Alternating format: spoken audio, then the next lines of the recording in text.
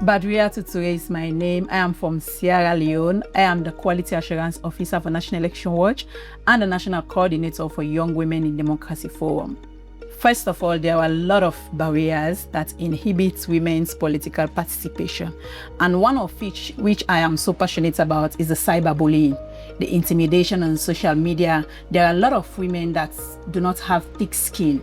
So if they vie for political positions, they normally attack them on social media by calling them prostitutes, that they've slept with X number of men, and there are many women that cannot actually accept that, so they would decide to back out. And of course, the cultural and social norms is another challenge, because for us, we see the political environment as a male-dominated environment. So if you say you want to go into politics as a woman, if you have a husband, you are married, your husband will not give you the support. We have a lot of testimonies where husbands will stand against their wife. In fact, one of which is part of this dialogue session, where a woman gave us a testimony about her husband being the opponent. And we have those testimonies too in Sierra Leone. So it is not unique to a particular country. This is something that is happening across. And then, of course, you have the family pressure, because you are carrying your family's name. So if there is any intimidation or harassment, you will have your brothers calling, oh, what are you doing? You have to come back. And so normally when we talk about political participation, it is not just only as candidates.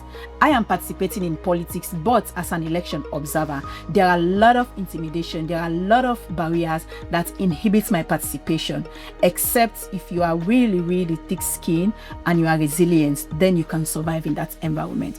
Our political atmosphere is so toxic for a woman to participate as a candidate in politics, as an election staff or election observer.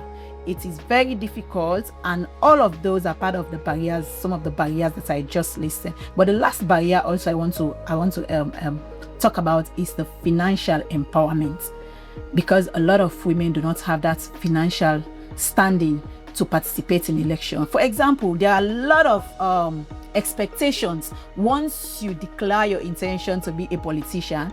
So the community, if they have like a funeral ceremony, they will expect you to do a lot. They will expect you to contribute. They will expect you to build bridges for them. They will expect you to give money to people. So those are all barriers. If you don't have money, you will not survive. So those are some of the key barriers that inhibit women's participation in politics. The political climate needs to be favorable for the participation of women and youth in elections, because if the environment is violent, then women will not be free to participate. So the environment should be free and free from fear. For example, as I work for the largest election observation outfit in Sierra Leone, between 2018 to 2022, we observed 45 by and rerun elections. And in most of those elections, they were marred by violence because of the highly political tension between the two main political parties. And in most of those violence, women are affected. So not only candidates are affected, but us as observers as well, we are affected. So I'll give myself as an example. I will share my experience. 2023 elections in Sierra Leone, we observed the elections and came out with our findings. The political climate was so charged that our security and safety within the country was not guaranteed. Because when we came out with our projection, the Office of National Security in Sierra Leone, they came out with a press statement purporting that we committed a treason. And so we had to flee from the country and live as fugitive in Ghana for a period of 3 months. So because of resilience, we were able to continue with our work in exile in Ghana. So as a woman, if you are not strong enough, you will not survive in such a hostile environment. So first, the political climate, the political parties, they need to be tolerant. We need to engage, like thorough engagement with political actors to make sure that they are able to accommodate their differences and see election as not like looking like a do or die affair. It's just a race. And at the end of the election, we can be able to work as a team. But unfortunately, that's not the case.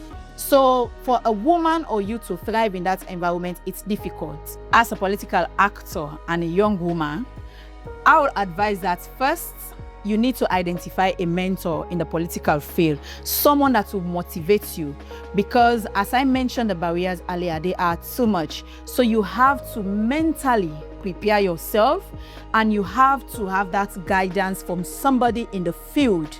It can be a politician or a stakeholder in the field of elections.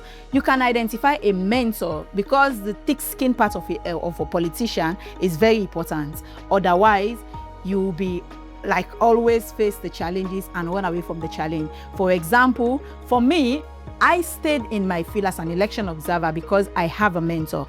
My boss is a woman. She's resilient, she's consistent, and very firm in her work.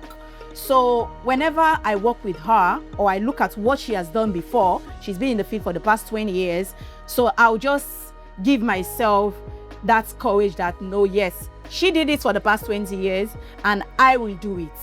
And then you have to also try to engage yourself in some entrepreneurship stuff, something that will give you income, because financial empowerment, it is very key for a politician, especially as a young woman, because you always need a fallback. You always need that kind of the financial strength to move forward, to engage on campaigns. And lastly, you have to build your network as a woman politician. Sometimes you don't have the money in your bank, you don't have the money in your pocket, but with your network, there can be support. You can have friends raising funds for you that you don't even know. So networking is very important as well as a politician.